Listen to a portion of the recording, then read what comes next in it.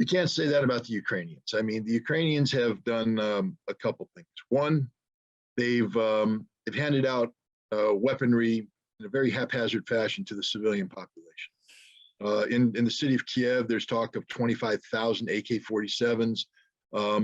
They've handed out anti-tank missiles, Stinger missiles, javelins to civilians who aren't trained to operate.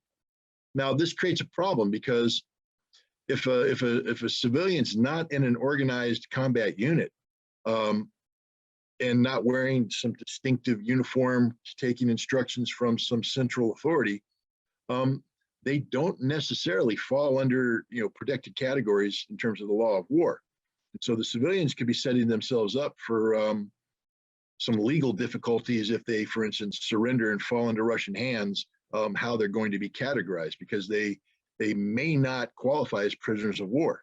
But even then, at least they're Ukrainians fighting in Ukraine.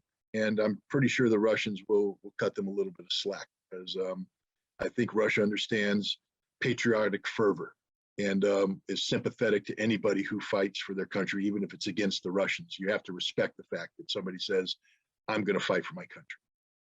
But if you're from another country and you're in Ukraine and you're not there as a member of a organized military force from that country, for instance, if I'm a Canadian and Canada hasn't sent a Canadian formation fighting on behalf of Canada to Ukraine, why am I in Ukraine? What is my purpose? Am I there as an adventurer? Am I getting paid? Am I a mercenary? If you're one of these categories, and there's this huge foreign legion that's fighting on behalf of Ukraine,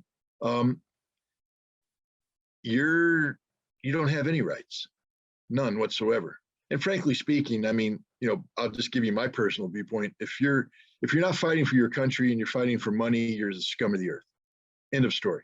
A mercenary is the lowest form of human life, because war is the worst aspect of human behavior.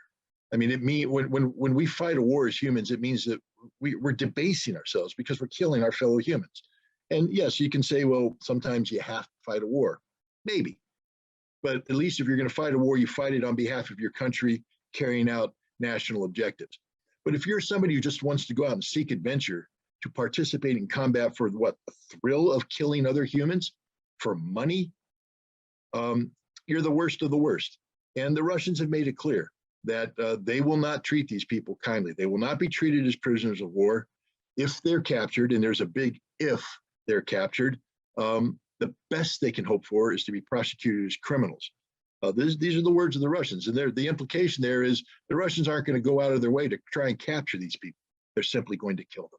And right now, the Russian actions seem to back that up. Every time they confront a mercenary unit, or every time they see a mercenary concentration, they are very brutal in how they deal with it. They've attacked the barracks where they're at.